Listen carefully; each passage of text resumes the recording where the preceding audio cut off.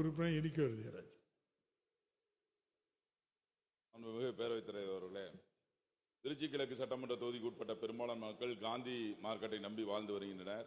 மிகவும் வறுமை கோட்டுக்கு வாழ்வதால் தங்களது வாழ்வாதாரத்தை மேம்படுத்திக் கொள்ள காய்கறி வியாபாரம் செய்ய அரசு வழங்கும் நடமாடும் காய்கறி தள்ளுவண்டி வழங்க பரிந்துரை செய்யுமாறு 150க்கு மேற்பட்டவர்கள் கோரிக்கை மனு அளித்துள்ளனர்.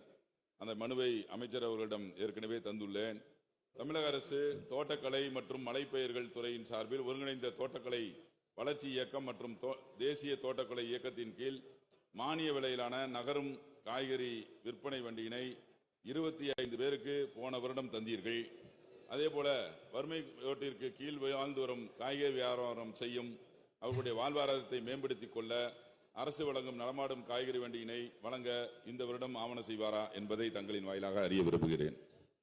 மாண்புமிகு அமைச்சர் அவர்கள். மாண்புமிகு பேரவைத் தலைவர்களே, மாண்புமிகு உறுப்பினர்கள் காய்கறி வியாபாரம் செய்வதற்கு தள்ளுவண்டி தானே அதை வேண்டும் என்ற கோரிக்கை இப்போ நிதி அறிக்கையில் 4000 வண்டிகள் இந்த ஆண்டு வழங்கப்படும் என்று அறிவிக்கப்பட்டிருக்கிறது.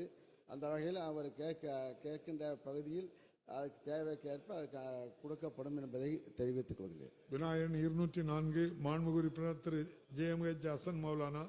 மாண்புமிகு கூட்டுறவுத்துறை அமைச்சர்.